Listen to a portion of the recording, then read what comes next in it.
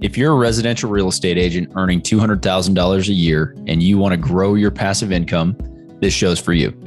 Learn the secrets other agents use and hear from experts in our field in order to guide you along your journey to investing in assets like apartment communities so that you can turn your commissions into cash flow. I'm Randall McLeod. Let's go, baby.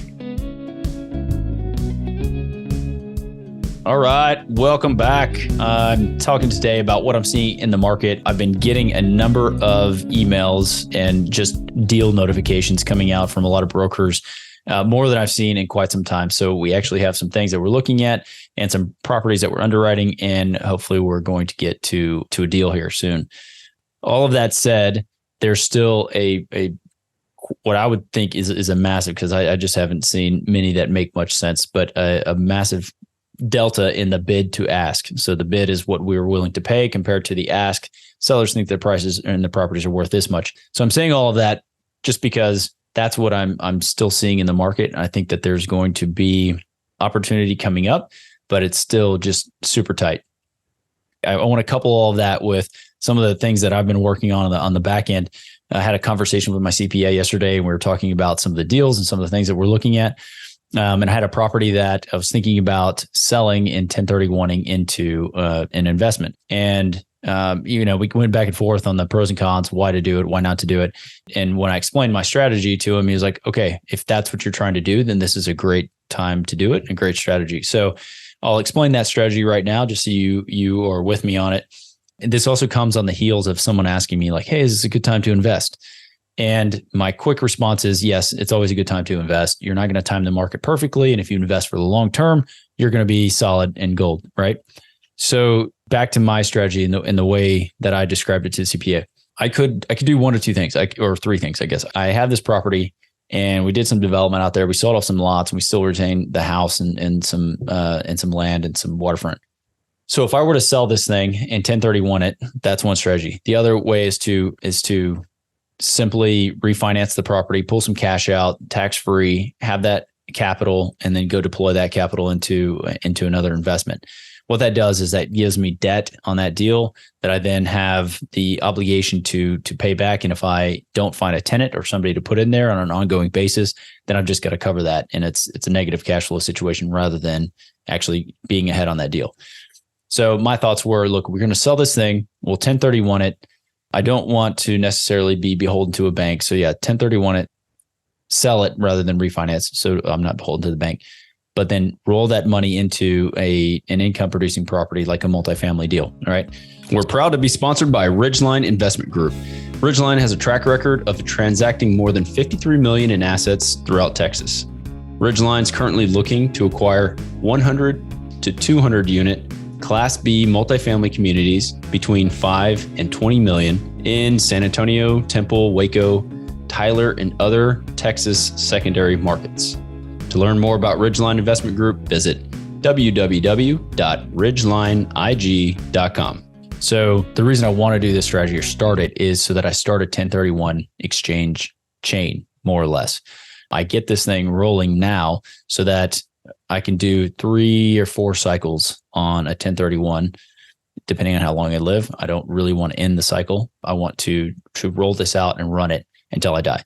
That way I can then give all the properties to my kids, and it turns into a step up in basis for them, which we can discuss and cover. Essentially, it makes it to where they, if structured properly, don't have to pay property taxes or capital gains taxes on those properties if they were to sell them shortly after I pass, right? So it's a strategy for long-term cash flow, long-term equity growth, and doubling my money through these, or through doubling my investments essentially through these 1031 exchanges.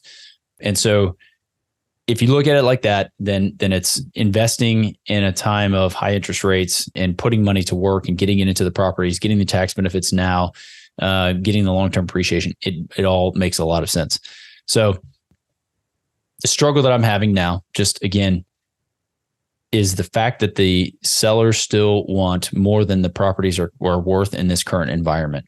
And so I've had a lot of conversations with brokers about buying for basis, which means 6 months ago, these things were trading at $100,000 a door. You're getting it for $80,000 a door. It's a deal. It's a steal. These things are going to always go up, back up, past. And while I agree with that to some extent, the current return profiles on a traditional like IRR basis are a lot lower than they used to be.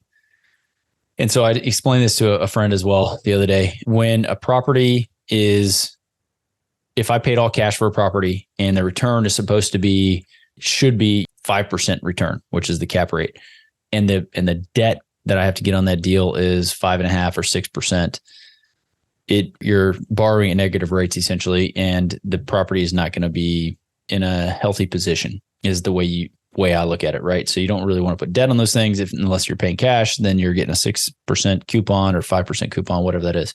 So again, my struggle is knowing my long-term goal of how I want to start this 1031 chain, yet still knowing that buying today may be overpaying for some properties. It really focuses me in on deal flow that makes sense today, but knowing that I can have these deals plugged into my 1031 change over time. And so it opens up a few more opportunities because I'm not as cash on cash driven today in this exact timeline. But I know that I want that over time. So that's been really the struggle of finding some deals. When they come up, that's something we're immediately putting offers in on. I put 3 offers in last week alone, and my offers are pretty strong or pretty aggressive. Just again, my prices that I'm offering are lower than what are asking. But if they hit, then it's a great time to buy. So again, to answer that question, yeah, it's a great time to buy. You just got to buy right, got to feel right about it, and it has to hit your goals that you're looking for. So we are still underwriting deals. We're still looking for still touring properties. We had a decent deal that came across our desk that was up in the Tyler market. And so I think one of our partners is going to be taking that down. Didn't check all the boxes exactly for us, but it's very, very close to the strike zone. And so I think we're going to have some of those deals coming up very soon.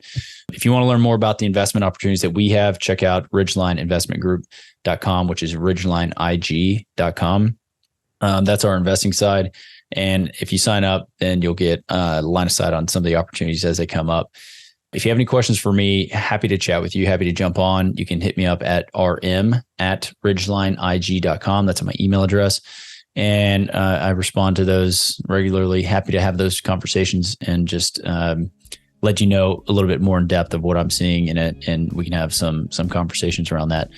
If you're getting value out of the show, jump on, give us a rate and review. Love it. And I will catch up with you guys on the next episode. Bye-bye. Have a good weekend. Did you know that 80% of the agents we speak with got into real estate in order to gain passive income so they could obtain financial freedom and become work optional? If you want to stay up to date, the best way is to make sure you're subscribed. So if you haven't done that, go ahead and do it now. We'll catch you on the next episode.